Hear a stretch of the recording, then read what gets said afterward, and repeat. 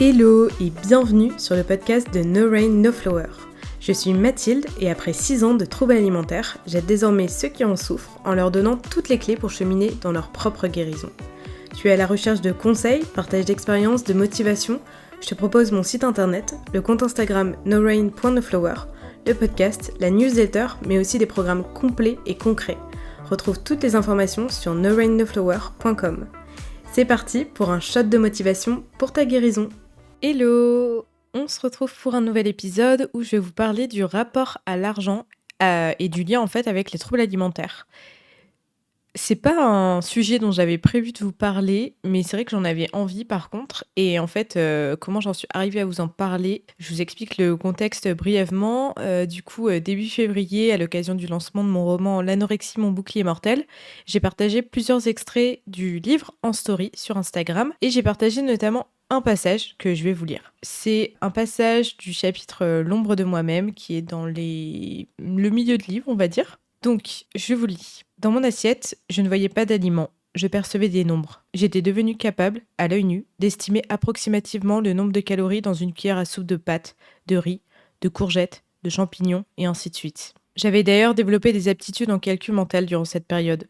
Je maîtrisais parfaitement la règle de 3 pour déterminer la valeur énergétique d'une portion d'aliment en me basant sur sa teneur en calories pour 100 grammes. Ce n'était pas seulement les calories que je comptais, je dénombrais les minutes, les heures, les kilos, les marches d'escalier, les kilomètres parcourus, les tranches de pain, les grains de riz, l'argent.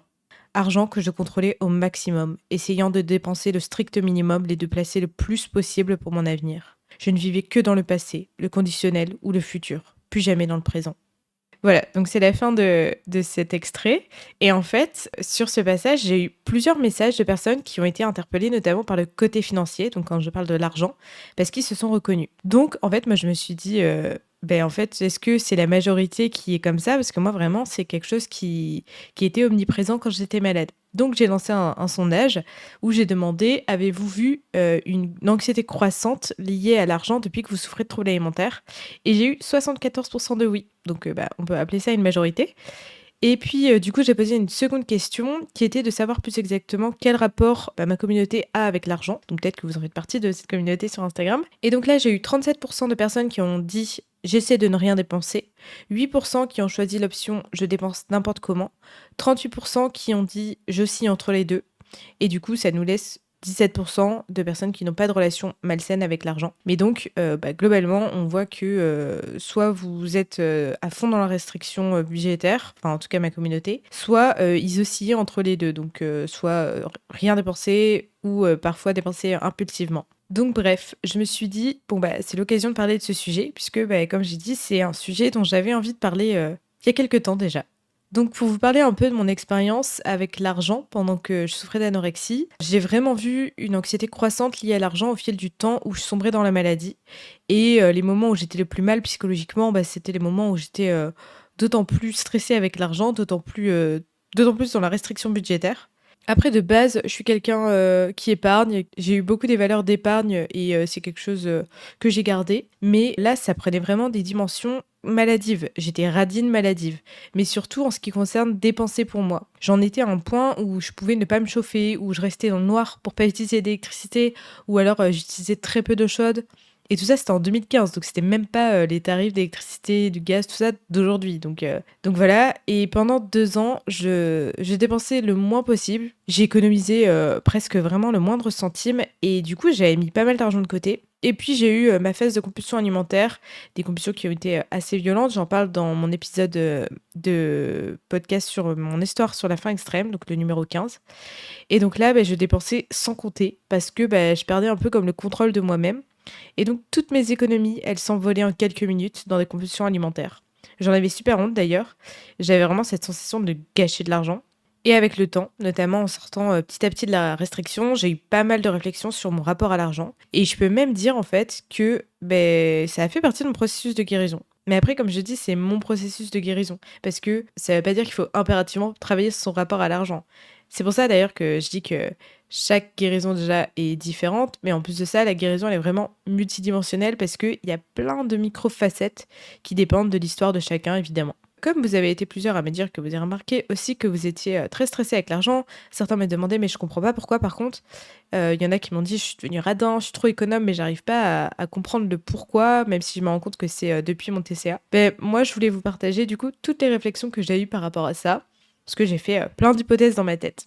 Après, je ne détiens pas la vérité absolue, c'est vraiment mon point de vue, mes réflexions. D'ailleurs, j'en ai jamais parlé auparavant, ni même avec des professionnels. C'est vraiment issu de mes propres moments d'introspection, ce que je vais vous partager là. Donc peut-être que vous vous y retrouverez, peut-être pas, peut-être que ça vous aidera, peut-être pas. Prenez ce qui vous convient. Et puis voilà. Avant de rentrer dans le vif du sujet, je tiens quand même à dire que mon but ici, c'est pas de donner des conseils financiers, c'est vraiment de parler de cette relation entre argent et TCA. Je sais qu'il y a pas mal de choses à dire d'ailleurs sur ce sujet, l'aspect financier, notamment sur le fait que la guérison, elle est coûteuse. Là, moi, je vais vraiment pas parler de ça. Je vous en avais déjà parlé plusieurs fois ailleurs, en fait, notamment quand je vous avais parlé des aides d'ALD que vous pouvez demander. Mais voilà, c'est vraiment pas le but ici. Et je sais aussi que les TCA peuvent engendrer des problèmes financiers, notamment à cause des compulsions. Mais même chose, je vais pas m'attarder sur ce point-là. Je vais vraiment me focus sur la relation restrictive à l'argent. En vrai, je pense pas qu'on puisse parler de symptômes. D'ailleurs, on peut pas tout mettre sur le dos du trouble alimentaire. Comme je vous disais à la base, moi je suis une personne économe, épargnante. Mais je pense que comme j'ai été économe à la base, j'avais un terrain pour développer ce penchant-là de la restriction budgétaire avec les troubles alimentaires, quoi. Donc, on est parti. Selon mes réflexions, du coup, quel est le lien, ou quels sont les liens plutôt possibles, entre restriction financière et TCA? Encore une fois, je pense pas que ça s'explique forcément par une seule chose. Donc, j'ai trouvé combien de liens? 7. Alors, le premier, c'est que c'est lié à l'anxiété. Quand on souffre d'un trouble alimentaire, on est souvent très anxieux sur de nombreux sujets. J'ai d'ailleurs fait des livres sur la thématique de l'anxiété dans les troubles alimentaires, il y a un an. Et quelque part, le fait de garder de l'argent de côté, ça apporte un sentiment de sécurité qui vient répondre à cette anxiété. Souvent, les personnes qui souffrent de troubles alimentaires, elles ont des grandes inquiétudes concernant l'avenir, elles anticipent toujours le futur. Et épargner, notamment à un point où ça devient maladif, c'est une façon de répondre à cette peur de l'avenir. D'ailleurs, c'est ce que je dis à la fin de mon extrait. Je dis, je ne vivais que dans le passé, le conditionnel ou le futur, plus jamais dans le présent. Quand je dis le conditionnel, c'est et si il se passe ça, pour faire des suppositions, quoi. Ensuite, le deuxième lien possible, c'est simplement en fait que c'est comme une extension, on va dire, du trouble alimentaire, puisque les mécanismes en fait liés à la restriction financière sont très liés aux mécanismes de la restriction alimentaire. Le fait de se restreindre financièrement, c'est vraiment comme la restriction alimentaire dans le sens où, je ne sais pas si vous avez déjà ressenti ça, moi c'est quelque chose que j'ai d'autant plus expérimenté en phase de lune de miel, notamment du coup les premiers mois de restriction, c'est le sentiment de maîtrise, de puissance, de supériorité vis-à-vis des autres, d'avoir ce sentiment en fait de mieux faire que les autres. Tout ça, on le retrouve aussi dans le rapport à l'argent. Quand tu épargnes et que tu augmentes ton épargne sur le côté, alors que selon toi, les autres dépensent pour des choses inutiles, tu te sens comme supérieur, tu as l'impression de mieux faire qu'eux. Ou quand tu gardes de l'argent alors que les autres, ils dépensent sur des trucs que selon toi, tu pourrais te passer, là aussi, tu peux te sentir supérieur. Et c'est vraiment la même chose avec l'alimentation. Moi, je me disais, j'arrive à ne pas manger de sucreries alors que eux, ils en prennent. Et je pense que quelque part, au niveau financier, c'était la même chose. Il y a vraiment un lien entre les mécanismes de l'alimentation et les mécanismes financiers. Souvent, les personnes qui souffrent de boulimie et d'hyperphagie, elles ont plutôt tendance à faire des achats compulsifs.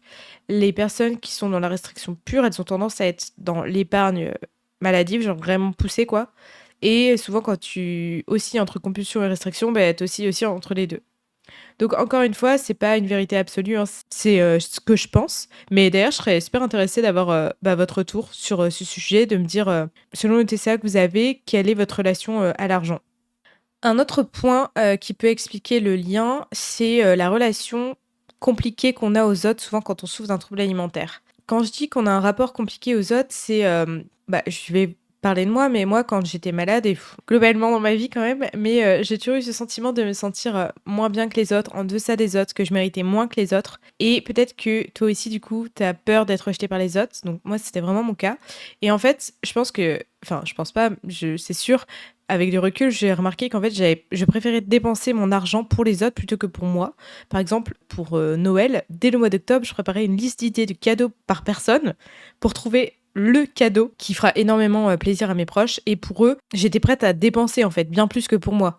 Parce que je me disais qu'au moins pour eux, ce serait utile. Donc ça peut s'expliquer par le fait que, je m'estimais moins que mes proches, donc un côté problème d'estime de soi. Mais pour moi, il y a vraiment aussi le fait de répondre à la peur d'être rejetée, la peur d'être exclue. Je pense qu'inconsciemment, je me disais que si je leur faisais le cadeau qui leur ferait trop plaisir, je serais moins rejetée. C'était aussi une façon de me démarquer, je pense, parce que je pense, encore une fois avec du recul et c'était vraiment inconsciemment, je pense qu'à travers mon trouble alimentaire, peut-être que parfois je cherchais aussi à me démarquer parce que j'avais peur d'être oubliée ou qu'on me porte pas assez d'attention. Donc voilà, ça c'est un autre point qui pourrait expliquer. Et d'ailleurs, ce point-là, je l'ai élucidé, on va dire, en cherchant vraiment mes bénéfices secondaires. Je vous ai déjà parlé plein de fois de cette notion de bénéfices secondaires. Elle est super importante selon moi. Donc, c'est l'épisode 21 que je consacre à ce sujet. Donc, si jamais vous l'avez pas écouté ou que vous n'avez pas fait l'exercice, bah, je vous conseille d'aller écouter cet épisode. Un quatrième lien possible, enfin, une quatrième raison possible expliquant le lien entre argent et TCA, bah, c'est des raisons biologiques. En fait, avec un trouble alimentaire restrictif, tu réponds pas aux besoins de ton corps. Ton corps, il te demande à manger, mais tu n'y réponds pas. Il pense donc qu'il est dans un environnement où les denrées alimentaires ne sont pas disponibles. Il pense que si tu lui donnes pas à manger, bah, c'est qu'il n'y a pas à manger en fait autour. Comme lorsque c'était la famine en fait. Donc ton cerveau, comme il pense qu'il est dans un climat de famine, dans un climat du coup de danger, puisque le but du corps c'est de te maintenir en vie, de te maintenir en bonne santé, bah, du coup il va être dans l'optique de cumuler les ressources nécessaires à ta survie. Et l'argent fait partie de ces ressources nécessaires.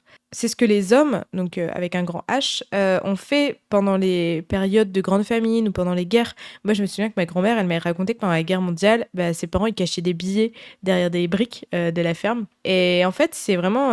ça, c'est quelque chose que j'avais lu pour le coup, parce que j'aurais pas pensé par moi-même. Mais c'est une théorie, on va dire, la théorie de la famine, et qui expliquerait du coup ce lien avec l'argent par une réponse biologique du corps qui veut garder de l'argent parce qu'il se croit en manque de ressources puisqu'il est restreint sur ses besoins primaires. Je ne sais pas si vous avez bien compris cet argument-là. Évidemment, encore une fois, c'est pas une vérité absolue, mais moi, c'est vrai que je l'ai trouvée hyper intéressante et assez pertinente finalement, parce que ça veut aussi dire du coup que c'est quelque chose qui se régularise quand on sort de la restriction. Et d'ailleurs, même si je reste une personne économe, encore une fois, je le suis beaucoup moins. D'ailleurs, enfin, je dis que je suis une personne économe, mais je dépense souvent pour des trucs qu'en réalité, quelquefois, je me dis, bah, en fait, j'aurais pas dû, c'était pas utile. Mais en tout cas, vraiment, je suis plus du tout dans le même rapport que j'avais comme avant. Je sais dépenser pour moi, je sais me faire plaisir. Je me restreins plus du tout au point d'impacter en fait mon bien-être, ma santé mentale. D'ailleurs, ne plus se restreindre, ça veut pas dire que je dépense n'importe comment pour autant.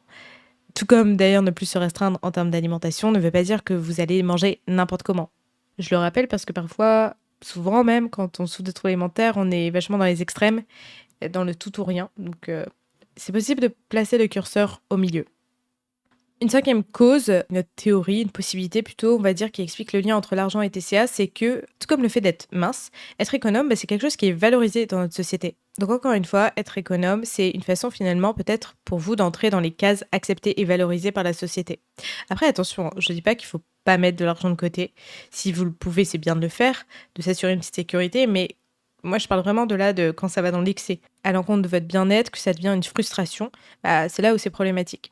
Une sixième cause possible, c'est le manque d'estime pour soi. Alors j'en ai déjà parlé quand j'ai parlé du rapport aux autres, mais le côté restriction financière, ça peut vraiment aussi venir du fait que vous avez tellement peu d'estime pour vous-même que vous pensez ne pas être digne d'avoir du confort chez vous, par exemple, ou de vous acheter ce dont vous avez besoin, ou de vous faire plaisir. Et le dernier point qui pourrait expliquer, bah, pareil, en fait, c'est un peu aussi lié au deuxième point, c'est un peu une extension du trouble alimentaire.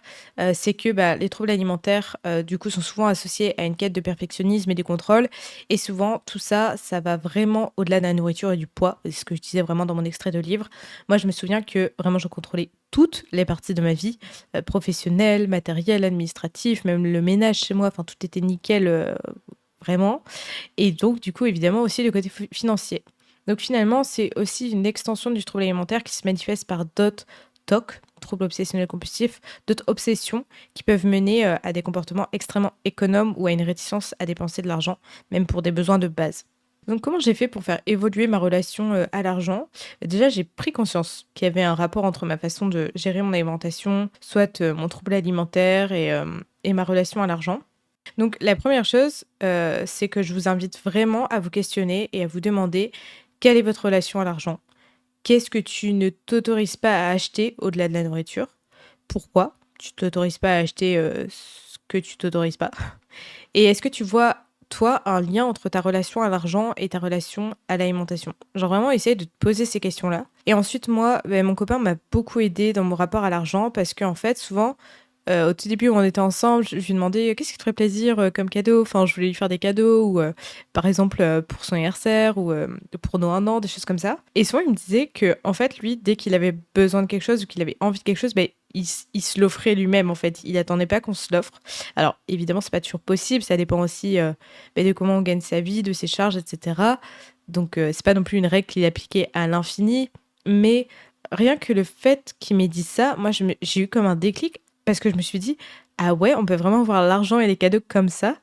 Parce que moi, dans ma tête, les seuls plaisirs que j'avais, c'était en décembre. Parce que le décembre, c'est là où c'est mon anniversaire et après, comme tout le monde, c'est Noël. Et surtout, pour moi, c'était les autres, en fait, qui devaient me faire un cadeau. Jamais j'avais pensé, vraiment, j'avais jamais pensé au fait que je puisse m'acheter un truc, quoi. C'était impensable pour moi de me faire un cadeau, en fait. Et en fait, il m'a vraiment incité à apprendre à me faire des cadeaux ou à apprendre, en fait, à faire un achat sans le justifier. Parce qu'au début, j'ai acheté des trucs, du coup. Après, quand je dis des trucs, c'est pas genre des trucs énormes, hein, c'est des petits trucs. Mais au début, quand je les achetais, je culpabilisais de fou parce que du coup, je me justifiais. Je disais, ouais, non, mais c'est rentable. Ou je me forçais à l'utiliser énormément parce que il fallait que je le rentabilise, justement. Ou alors, je me disais, bon, bah, du coup, j'achèterai pas ça. Vraiment, c'est vraiment comme avec la nourriture. J'insiste sur le fait que je parle pas d'acheter à tout va et d'acheter des choses chères. Moi, je me faisais des petits cadeaux comme des stylos, des bougies, des trucs que je trouvais chez Action, même des fleurs. Genre, s'acheter des fleurs, je trouve ça super bien en fait. Parce que moi, mon copain, il pense jamais à m'en offrir. Et ben, je préfère m'en acheter. Et je suis d'autant plus contente en vrai. Parce que je suis trop fière en fait d'avoir fait ce pas-là pour moi. Mais vraiment, je trouve qu'apprendre à s'offrir des choses pour se faire plaisir, c'est important. Enfin, en tout cas, moi, encore une fois, ça a fait partie de ma guérison. Et au-delà du côté cadeau, j'avais du coup un gros stress généralement à compter le moindre centime, etc. quand j'étais malade. Et ben ces stress-là, ils sont partis avec la restriction. Et au-delà de ça, j'ai appris durant ma guérison que j'avais de la valeur, que j'avais besoin de prendre soin de moi. J'ai appris à être davantage bienveillante avec moi-même. Et de ce fait, j'ai arrêté d'être aussi exigeante avec moi-même, de toujours passer les cadeaux des autres avant moi, de m'empêcher de me chauffer. J'ai vraiment peur que ce soit mal vu, cet épisode de podcast, que j'ai peur que vous dites elle est marrante, mais moi je gagne pas ma vie, c'est compliqué et tout. Franchement, je sais, franchement, d'autant plus ces derniers temps avec l'inflation, etc. Je sais, moi cette année c'était compliqué financièrement et donc c'est sûr, j'ai dû faire des concessions, mais je savais quand même m'accorder des petits plaisirs ou pas être trop dur avec moi-même. C'est vraiment une question d'extrême en fait là moi que je vous incite à travailler, c'est sur les côtés obsessionnels et les côtés extrêmes. Je sais pas si vous voyez ce que je veux dire, j'ai l'impression que je suis un peu floue. En tout cas, j'espère quand même que cet épisode vous a plu, qui vous a quand même donné quelques pistes de réflexion pour avancer dans votre propre rapport à l'argent, si c'est quelque chose qui vous questionne. Peut-être que ça vous parlait pas. C'est aussi pour ça que, voilà, encore une fois, je dis que chaque chemin de guérison est différent. On a tous nos propres problématiques, notre propre contexte, notre propre histoire. Mais c'est vrai que j'avais envie d'en parler depuis longtemps, mais comme c'est un sujet un peu touchy, je l'avais jamais fait. Et vous avez été plusieurs à me demander d'en parler, donc voilà, maintenant c'est chose faite.